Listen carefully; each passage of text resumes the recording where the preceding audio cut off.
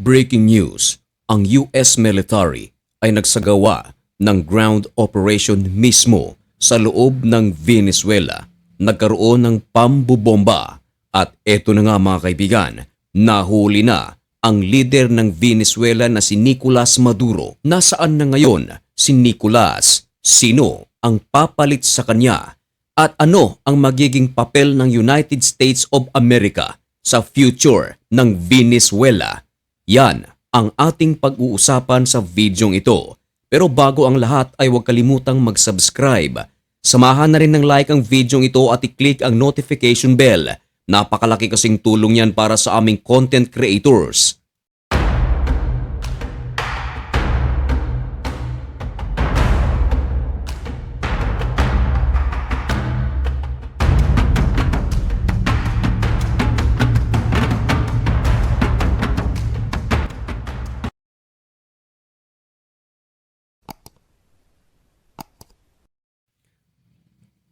Maligayang pagbabalik mga kaibigan. Kumusta kayong lahat? Isang napakalaking balita sa taong 2026. Ngayon ay January 4, 2026 at nagbabaga at napakabagong balita ang ating ihahatid sa inyo. Tama ang inyong narinig. Ang leader ng Venezuela na si Nicolas Maduro ay nahuli na ng US forces at ito ay isinagawa mismo sa lupain ng Venezuela. Ang video na inyong nakikita, matatanaw dito si Nicolas Maduro. Gwardyado ito, nakaposas at ine-eskortan ito ng FBI. Kinumpirma ng United States of America na matapos magsagawa ng operation ang US military sa loob mismo ng Venezuela, may mga pagsabog na nangyari at nang mahuli na si Nicolas Maduro, ayon sa Amerika, ay agad itong inilipad sa kustodiya ng New York Police at nagsalita agad ang Vice President ng Venezuela. Kinundi na nito ang ginawang operation ng US military sa loob mismo ng kanilang bansa. Tinawag pa nito na brutal na pag-atake ng Amerika sa Venezuela at nanawagan din ito kay President Donald Trump na siguruhin lamang na ligtas si Nicolas Maduro at ang asawa nito na si Cilia Flores dahil hanggang ngayon ay hindi pa raw nila alam kung nasaan ang dalawang ito. Ngayon ang isang napaka-importanting tanong na nangangailangan ng importanteng sagot. Sino ang papalit kay Nicolas Maduro gayong kumpirmado na ang kanyang pagka-aresto? Well, ayon sa batas ng Venezuela, in the absence of the leader of Venezuela, automatic na ang Vice President ang magti-take over, magiging leader ito ng kanilang bansa. Yan ay walang iba kundi si Delcy Rodriguez. Siya ay magiging temporary leader ng Venezuela at kinakailangan siyang magpatawag ng eleksyon sa loob ng 30 days. At kung sino ang mananalo bilang Pangulo ay magsisilbi ito ng 6 na taon. Ayon kay Delcy Rodriguez, alam na nila na nahuli nga itong si Nicolas Maduro at ang kanyang asawa pero wala raw silang idea kung saan ito dinala ng puwersa ng Amerika.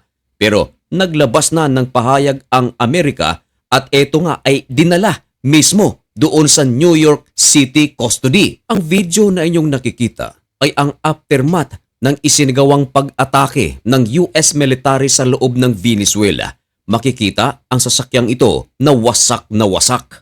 Marami ang mga nagsasabi na talagang hindi mapipigilan ang United States of America kung meron itong nais na dakpin. Marami ng pagkakataon na merong hinuhuli ang United States of America na mga leader kahit paman ito ay nasa kanilang bansa. Noong una, ating mga nabalitaan na bago magsagawa ng ground operation ang United States of America sa loob ng Venezuela, ang Venezuela ay pinalilibutan ng napakaraming aircraft carrier ng United States of America. Nariyan pa, kahit na ang kanilang mga fighter jets ay nagliliparan, ang kanilang mga puwersa na umaabot sa 10,000 soldiers. At ang marami rito mga kaibigan ay ipinuwesto pa sa Puerto Rico na kaharap lamang ng Venezuela. Marami ang mga nagsasabi na yun ay paghahanda ng United States of America. Pero sa pagkakataong ito, ayan na, lumusob na ang puwersa ng Amerika sa loob ng Venezuela at hindi nga sila nabigo. Nakuha nila ang kanilang target. At ang pagkahuli kay Nicolas Maduro, nagbigay ng reaksyon ang mga world leaders. Katulad na lang mga kaibigan ng presidente ng Brazil na si Luis Inacio Lula da Silva na sinabi nito na ang pag-atake ng United States of America sa Venezuela at ang pagkahuli kay Nicolas Maduro ay isang unacceptable line. Dagdag pa ng Brazil na isa raw paglabag sa international law at sa soberentiya ng Venezuela ang ginawa ng United States of America. Kung kayo ang tatanungin, ano ang inyong masasabi? Maging ang Prime Minister ng Espanya na si Pedro Sanchez, hindi man ito nire-recognize ang rehimeng Maduro sa loob ng Venezuela.